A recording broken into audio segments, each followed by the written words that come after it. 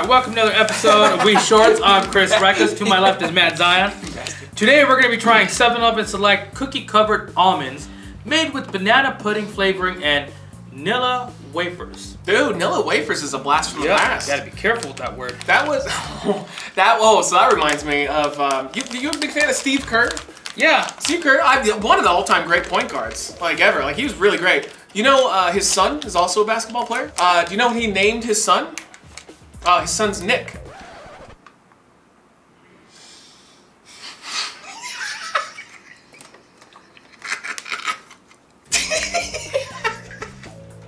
What's the problem? What's going on? He's Nick.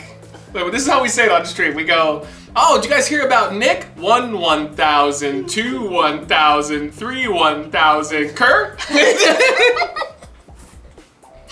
He legitimately named his son Nick. And it was this big thing. You should look it up on YouTube after this. I will. He got to be such a big joke that they had to have the commissioner and they had to have Steve Kerr himself come out and tell people like the teammates and stuff and like the media, we're not going to talk about this anymore. We know it was funny and people were making fun of him, but he's bigger than that. We need to move past it. It's like, nah, son, you named your son Nick and your last name is Kerr. Like, what are you? How tone deaf do you have to be? You should change him to Nicholas. Hey, just a little warning here from future Matt. Don't put his name in the comments, please, for the love of God. I'm gonna have to remove him if you do, just for your own personal account safety, because YouTube, I don't know how they react to this, but Twitch, I was doing a Twitch stream, and people were putting his name into the comments, or in the chat, and accounts legit got banned. So just be very careful about it. This poor guy, his legal name was gonna screw him for the rest of his life. But I'm gonna take it out here and hand it on back to Matt and Chris while I pretend to drink this mustard flavored soda. Oh wow, this is as fast as Gamer Nick actually chugs. Ah. Oh, these look good. Mm-hmm. All right. Oh yeah. Mm-hmm. Mmm. You know, I taste the banana pudding more than the wafer, though. Those Nilla Wafers, though. I remember my grandma loved that shit. Honestly, this would be better without the almonds. Yeah, like more of a dessert item. The crunchiness of the almond takes you out of it a little bit. Because it's very creamy and smooth, and then you have, like, the crunch. Wow, that is sweet as fuck, though. I just had 2, and I'm over it now. Like, the first one was delicious. The second one did not have the same amount of return. It had diminishing returns. I would give this a 4 out of 5. Yeah. The reason why it doesn't get 5 out of 5 is that damn almond. I think 4 as well. If this is an item that you would eat 1 or 2, and then what's the problem? Oh, no. Oh yeah, we did just talk about Steve Kerr's son. Maybe you want to be more sensitive about the use of my whip. Yeah. I'd eat like 1 or 2 of these, and then I'd put it away, and like the next day I'd have like 1 or 2, and I'd put it away. Let's see what it looks like inside.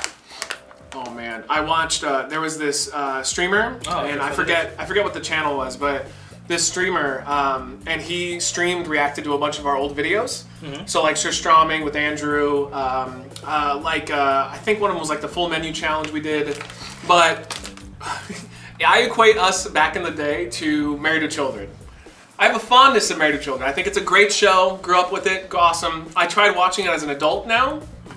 It still mostly holds up, but there's some very questionable things that they said in that show. Like, their humor, which clearly they're just joking, which is what we were, but even while I was watching us, I was watching him and his fans react to us, and I was going like, oh wow, we were... Whoa! Well, here's my thing. Whoa. Eddie Murphy, Richard Pryor. Yeah. What's the white dude's name? Old white dude? Oh, George Carlin. Greatest of all time. Greatest of all time. And I look at their humor, right? I think now we live in a year where we're being very sensitive. And there is a, what do you call that when people chase you?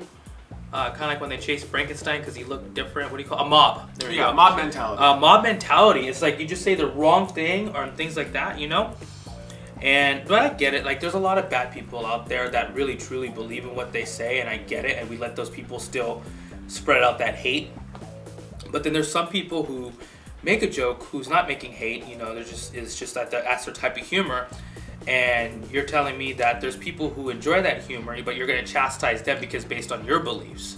You know, I would go after the, what?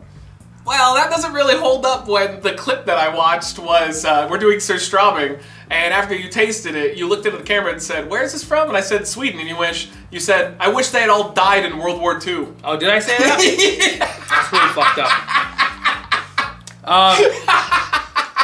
I don't know. I think, you know when it comes to it, like, I think when it comes to it, at the end of the day, it's kind of like, like if you listen to a lot of comedians and stuff like that, they say some pretty hasty stuff. Yeah. And what we did in the show before was more improv, and it's like whatever came in your mind, just like that was it. The fact that nobody understood the joke either is the funniest thing to me, because like it wasn't usually me saying it that often. Every once in a while I would say like stuff that's outlandish for sure, but you would do it mostly. But the joke that 50% of the people back then didn't understand is that you're not white. Like you were pretending to be a white racist basically when you're not 100% white. No. But if you go back and read the comments, like they did not get the joke at all. No, I think you just take basically the generalizations. What sometimes becomes bad in anything, because you take one thing and then you generalize your whole life based on that one clip of a video. Mm-hmm. And that's just how it's just easier for people to think. Yeah. Also, at the same time, you have a lot of people that, before social media, what were people doing? There wasn't all this. No. You get what I'm saying? And then with that being said, like people want to be brave, people want to be like, change the world and stuff like that, but I don't believe you could change it through a keyboard. I believe it's believed through action. I can't. I'm gonna do it on Twitter. I'm gonna own those guys. I'm gonna debate them. I'm gonna win. Watch. Watch. Oh no. What's the worst thing that I learned about Twitter is Black Twitter. Oh yeah, who is it that talks about Black Twitter? I think it's Joe Rogan, and Jamie is his technician. Oh, yeah. They always talk about how like it's a different like way of talking and a different mindset while using the app itself. Yeah, like if Black you don't, Twitter. Yeah, you watch what you say. Yeah, you're gonna get berated with like some truth. Yeah, well, I mean, I'm just joking. Like when it comes to just joking, but like I don't know, we live in a world that's like we take it too serious. Because I'm gonna say this right now, everything that's going around the world, right? Imagine if an asteroid is on its way over here right now. Yeah, is it really? Like, it takes away the importance away from it, because people are not going to be talking about that stuff anymore, because there's a fucking asteroid on its way. No, I mean, it's coming. Every problem has a solution, and that's my thing. Instead of just focusing on the problem, let's focus on getting a solution. Yeah. And because when you keep picking at the problem, there's going to be no solution. Nothing's going to get fixed. It's kind of like taking a leaky pipe and just putting like like tape over it. Or putting glue I have no faith that we're going to solution anything at this point. That's just my thing, because like if I have a disagreement with someone, like I don't want to leave off with, like that argument, us like hating each other and stuff like that, right? It's like if I could try to fix it now, let's fix it now. Or we have to wait so both heads could calm down. I'll come back and talk to you. Like we'll come back and meet in the middle. I hate the idea of. Like one person has to be above the other. Like I always like meeting somebody in the middle, because that's fair ground. And if it's something that's not really serious but it creates an argument, you could try to find a solution with that. And if not, you could always agree to disagree. But if you keep holding on to that, which is called grudge, or if you always want to be the winner in that situation of an argument and stuff like that, then that's gonna be on you. Like, because there's arguments out there where, all right, fine, I'll just move on. That's it. Like, it's not gonna ruin my life in any way. But then some people they keep holding on to it, and nothing happens. It just now becomes, and it manifests into something else. It becomes a big absolute, because I've been a part of that before, for sure. But the absolute worst though is when you like decide to agree to disagree, because you're kind of like, well, I'm not necessarily going to apologize for it, but I understand that maybe like we're just not going to find an agreement, and then you go to the person. Try to do the middle ground agreement, and then they just want the apology, and you go like, all right, well, I guess that's it. Like, I don't know. Like everybody's different. Like I for me, like you can't really hurt my feelings. Like it takes a lot, just because I'm the kind of person that talks a lot of shit. Not to put you down, too. But and I can handle shit. It's kind of like I always have the saying, like if you're gonna put boxing gloves on, then you should take the hit from my boxing gloves. Or walk a mile in my shoes. I think that's the more correct standpoint. I like the boxing glove. Okay. Because people like to put boxing gloves on, but once they get hit on their chin, like, oh my god, why'd you hurt me? I feel like the older I get, it's not that I take things personally. I just am not going to put the effort to solve a problem if the other party is not there with me. Like, there's got to be a mutual understanding. So, like, just to create a difference, and because, how people are, they're going to put a scenario out there that's so outrageous that's not going to, Like, you know, like let's just say you had a wife or something, and then I boned her right behind your back. Oh, of course we're gonna have a disagreement. You're gonna be in the right. No, as long as I get to be in the corner and watch. Ooh, oh, I mean, if we're doing a cuckold, but like, but yeah, like that's one. Like, of course I'm gonna be wrong, and he's gonna be in the right. Like, you know, that's totally. But if it's something where, you know, we take a argument based on how we view things about politics or something like that, you know, there shouldn't be a heated conversation. It shouldn't. Yeah, it's too late though. Especially with the fact that I think back in our parents' day, having a disagreement politically was like, it didn't really affect people's lives directly, whereas now it's directly affecting people's lives when you don't agree. This is the difference. So there was no social media. So you have to remember your parents, okay? Do you think they're going to hang out with the people they disagree with? No. No, yeah, they do. Yeah. No, my parents actually have a few friends that are on the opposite spectrum. But here's the thing. That's where the whole saying's like, you know, we never talk politics. Yeah. And that's where it comes through. But now with social media, there's a platform where information is in the palm of your hands, and people could put out what they believe in out there. And there's a comment section, and that's where we use that comment section to have a argument about, you know, about what's right and wrong, or how things should be and how it shouldn't be and stuff like that. Yeah. It's just more feasible, like it's more out there than ever. I was speaking more like coronavirus though. Because like this, it doesn't, even if you don't care about politics at all, you have no care what either side, what's going on.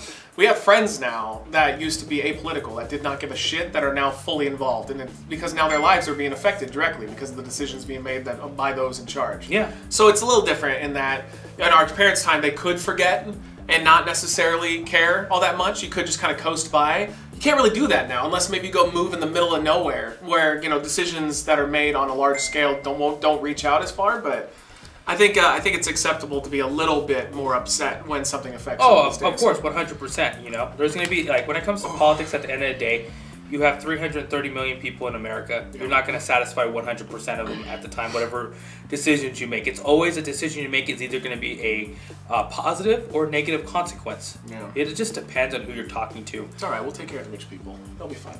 They're not going to have any problems until they get lynch mobbed, which is kind of... I was watching a thing and they were talking about how, like, they showed the examples of multiple, like when Rome fell, what was the other big one? The French Revolution? No, here's one.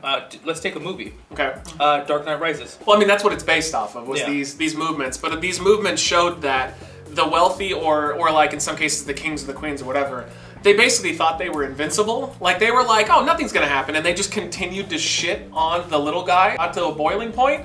And then they walked through their door and they put him outside and they hung him. They're like, yeah, you think you're invincible until you're not invincible. Yeah, but the difference between that and like 300 years ago is like there is more power now to a person that has power than there was 300 years ago. Yeah, maybe. I don't know though, because technology might have shifted it. But I still think that if you have you know, 99.9% of the population against you, and you're the like less than 1%, I don't think you're going to stand much of a chance if they unify, of course. But who knows? Oh, also these suck now. I had a third one, and I really don't like them. The bananas too artificial. It just doesn't taste right. I don't know what it is, but it's not that good.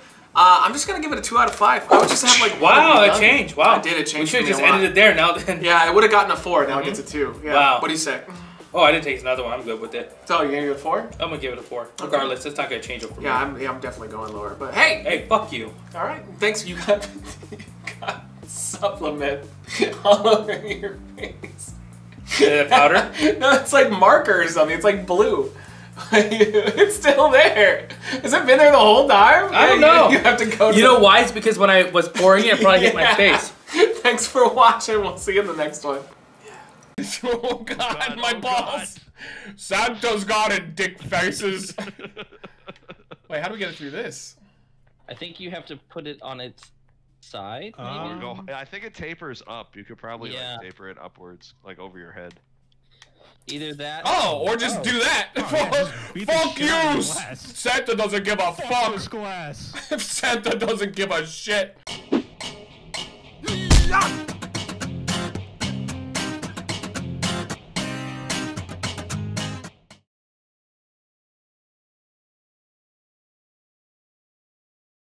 I have an important question to ask everybody who watched. Did you like this episode?